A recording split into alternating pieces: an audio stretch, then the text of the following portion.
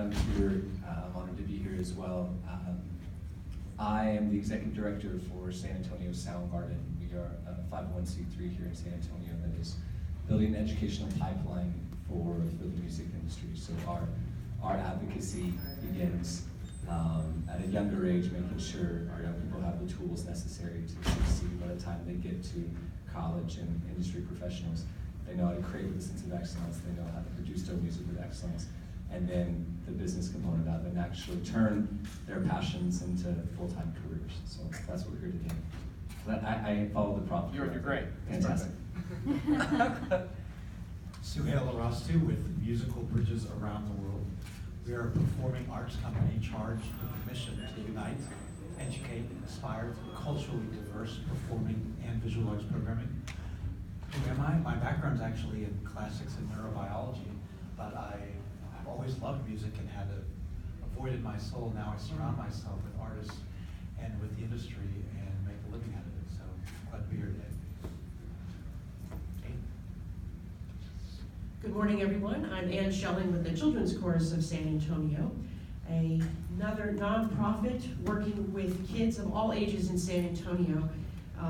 We believe strongly that all children's lives are enhanced by music being in their lives, even starting at a very young age.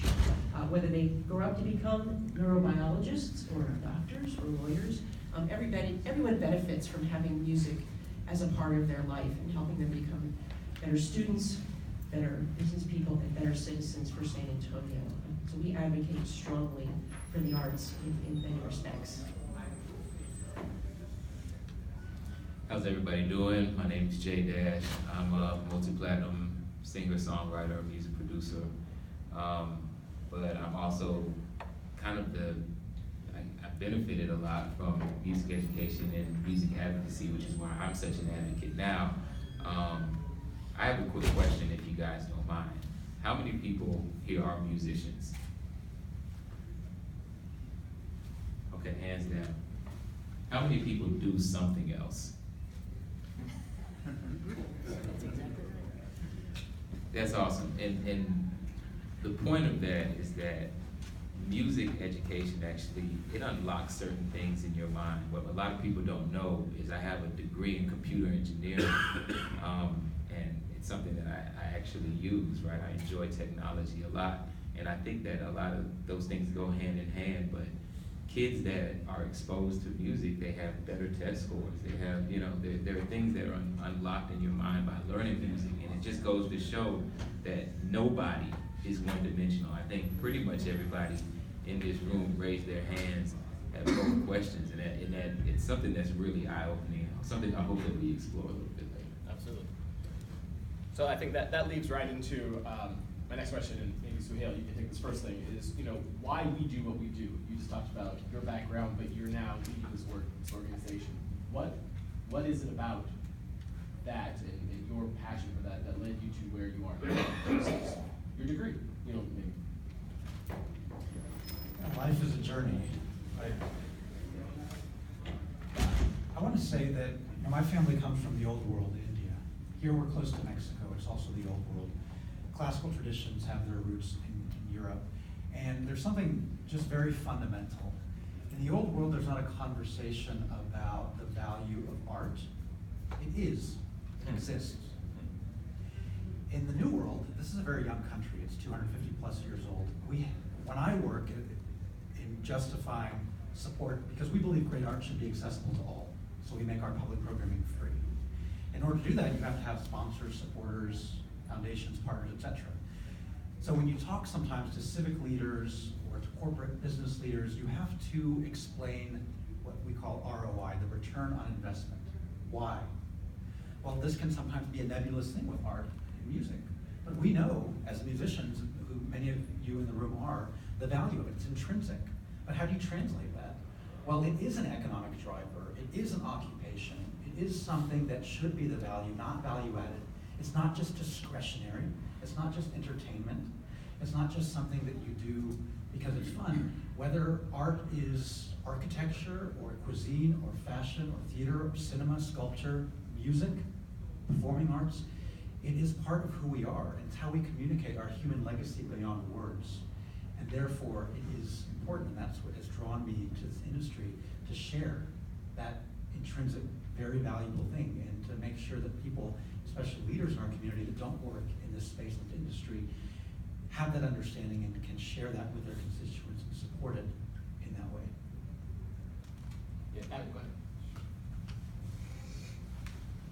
So, Jay, while I appreciated your question, it's also a question that can be very unnerving for a musician. When people ask you, what do you love to do, or what do you do for a living? You say, I make music, and then you say, well, what do you really do, right? And I say, no, I make music, and then they're confused. This is something that has guided me in this work that we're stepping into now with this organization, and as a musician as well. I play the saxophone and make my own music personally, and I want to exist in a world where I can tell my future children, hey, you can make music and you can make a career, and it's going to be profitable, and you can take care of your future family, and here's how you do it.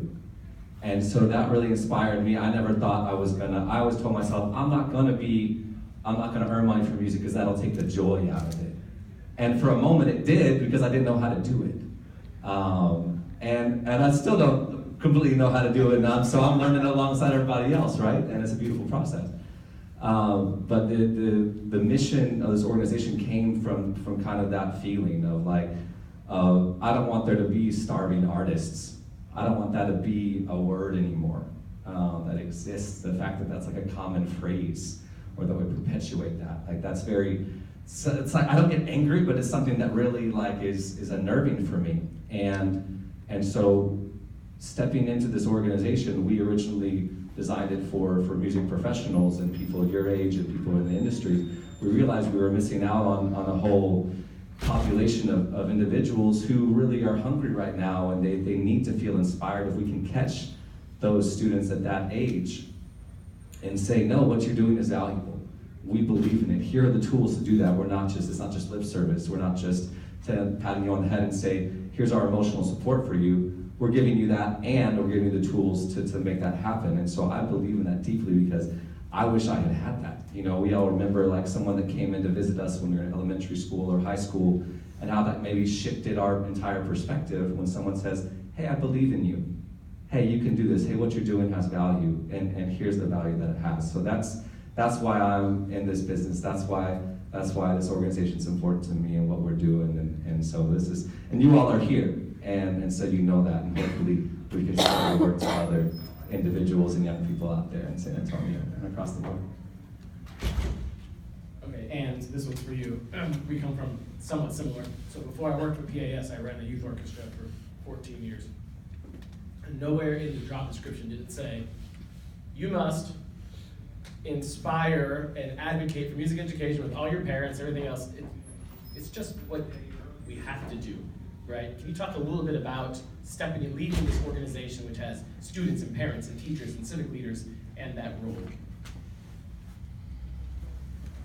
Suhail touched on it a little bit, in that, yes, we are a young country, and we have to constantly describe why music is important and why it should be part of somebody's life. I often feel like I do a two-step when I have to go out and talk to someone, because first I have to answer why, then I have to start explaining why they need to be supportive of this.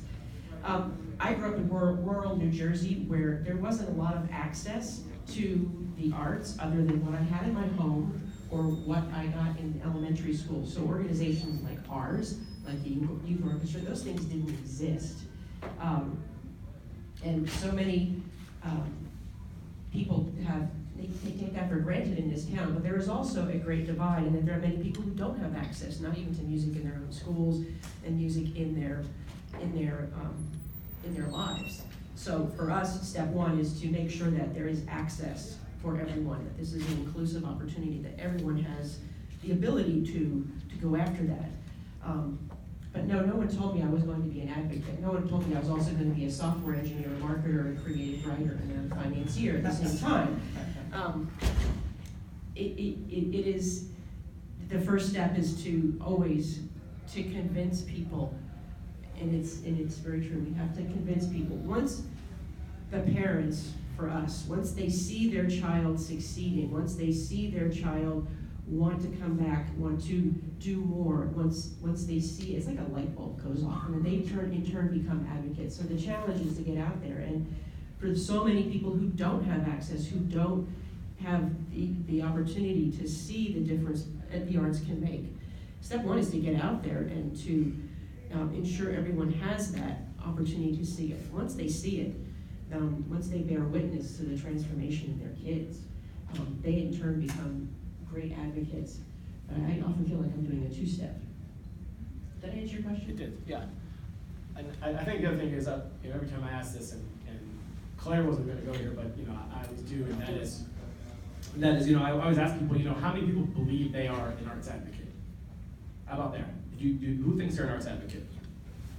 Yeah, everyone's hand should go up, because I'm guessing everyone here thinks very positive of what they do. Yeah, and I've talked about it to other people. Yeah, you're an arts advocate. How do you become an effective arts advocate is a different question. Okay? So I want to pose this to Jay, going a little follow-up on what you're saying. You know, the title of this panel is Believe in Music. And I think that we all obviously believe strongly in music, and that's why we take on these, I don't say extra, but we become effective in helping pass that down. But maybe you can talk a little bit about how you in your life as a professional musician go that extra step.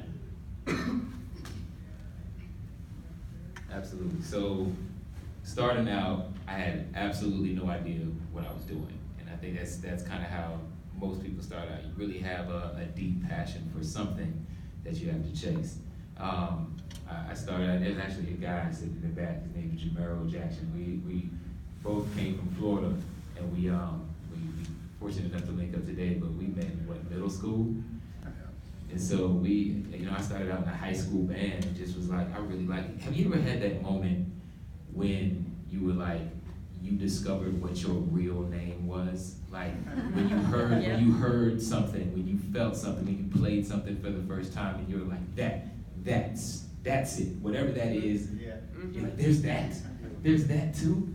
I want that moment to happen for everyone, right? Because I think everybody has that, and we spend a lot of time just searching for it. It may be playing a particular instrument, it may be sculpture, maybe biology, maybe something, but I believe that arts and music, there's something in there for everyone.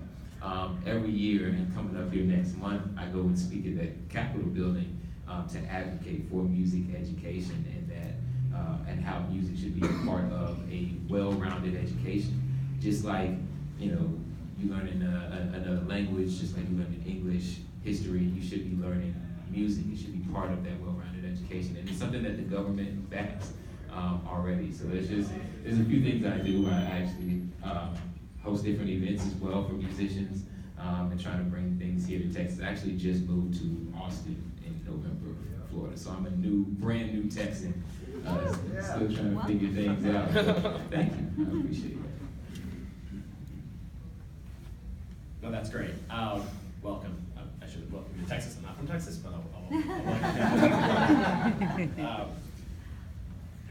I want to take it one step further. You actually talked about going and speaking at the Capitol.